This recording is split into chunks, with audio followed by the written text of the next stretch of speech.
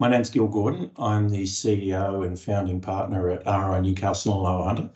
I've been in the industry now probably for 27, almost 28 years. We are a firm of 5 advisors. We've had pretty rapid growth in the last 4 or 5 years, probably up by 150%. Mainly organic, although there's been some acquisitions in there or mergers as well. As I said, we have 5 advisors. I think we have 13 staff in total, 2 of whom are offshore. We have 1, 2, 3, 4 part-timers. We're trying very hard to adapt to the post-COVID working framework, which is terrific.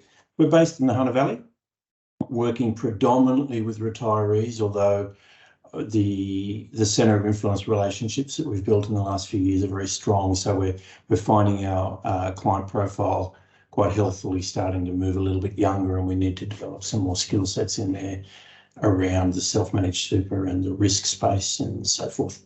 But it's been a very good journey, particularly the last 5 years when we broke through one of those barriers that practices often talk about, where they just hit a wall for a while until they grow. We made the decision pretty much at the beginning of COVID to commit to outsourcing the VBP. It was exciting and difficult. One of the things that I, as the managing director at the time, I had 3 advice teams. I assumed that all of my teams were doing work the same way, and I couldn't have been more wrong. We found that there was a relationship developed between the advisor and their CSM that was different from team to team. And once we started to use VBP and we employed our first person and our second, we discovered just how important it is to have that standardisation of process. And that's where VBP was brilliant, actually, because they gave us training manuals and they gave us training documents back after they recorded some of our training sessions. And it forced us into understanding how to standardise things. So the partnership with VBP was really good because it not only put us into a position where we standardised and gained some efficiency, which I'll talk about in a minute, but it actually created the handover framework and the training manuals that we didn't actually have at the time. So we found that the whole outsource journey, which, to be truthful, it took a few months for us to realise how to make the operating rhythm work, was incredibly helpful to standardise our process and this is the big issue now within our dealer group, reduce the number of incidents, reduce the number of mistakes that people were making, because there's a very standard way that we went about review preps, a standard way we went about research, and a standard way we went about producing advice. One of the key reasons for going with VBP was that the cost saving, which I look at now as 30 to 40% of the full-time equivalent cost of an onshore resource. And I don't like the word resource because these guys are part of our team, they're family. One of the things that I didn't expect was how big a dividend it will pay in terms of increasing revenue per advisor. So to summarise, we've taken our number of clients per advisor from about 120 clients per advisor up now to about 160. It's depending on which team you're talking about, 160 to 180. So that's approximately a 40% increase in clients per advisor. It also increased the amount of revenue per advisor, which had a straight out benefit to the profit in the business. And that has increased the value of the business quite dramatically. On reflection, there was a series of things that we could have done better at the beginning. Not that we did them poorly, but now 2 or 3 years into the relationship with VBP, one of the most important things is to have the champion in the office. Now, this is one of our client service managers. Her job is to manage the VBP people as if she manages her own immediate reports here in Australia. They are, in fact, her immediate reports. She's a very caring and warm person.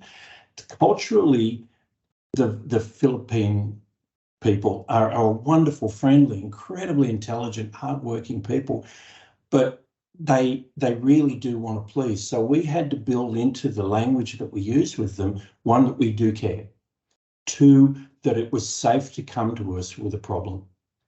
because sometimes you get the perception that I need to do this perfectly. No one in any business ever sets out to do something poorly. So we need to create a culture in this business, and we've done it in this business, but also in terms of our relationship with VBP, that they are family, that we're here to help, and that it's much better to ask us when they have a problem than to try to figure it out themselves, because it's so inefficient. And it took a little while for us to learn how to do that. And once we did, Den and Kai in the Philippines, just they're part of the family. So we do things like they obviously have daily catch-ups, and they have a detailed monthly sit-down with the supervisor, Eunice. But we also do little things like when someone's having a birthday cake here, we send a voucher over to our people in the Philippines so they get donuts, and they can sit in with us on any team meeting. They're part of the team meeting. Every Friday, the guys and the girls have half an hour of games, online games, and VBP is part of that because they're part of our team. And that includes flying Denise out to Australia last year before Christmas, which was a terrific thing. And she loves us to death, and stayed in the home of one of our senior people. And it was a wonderful experience. And all of that in this world of resource limitation where we can't find good people, you must treat them like family, the same as you would treat your own Australian-based employees as family. When you do that, you get to keep them for a long time. You get a great working relationship, and the productivity is fantastic. I looked at the numbers the other day. It cost me $11 to $14 for a review prep. It's insane. $11 to $14. Cost me approximately $10 to $12 to get a switch or a rebalance ROA done after a review meeting. You just cannot do that in Australia. So partnering with VBP has been one of the best decisions we made. We had to grow, we had to learn. They grew a little bit. They've got to learn to trust us. We have to learn how to help them and grow them. But financially, it's been a terrific decision. You've just heard from a really happy client of one of our Evolve Alliance provider members. If you'd like access to some great tools, services, ideas and resources to help you improve your advice business, go to evolvealliance.com.au and join the Alliance.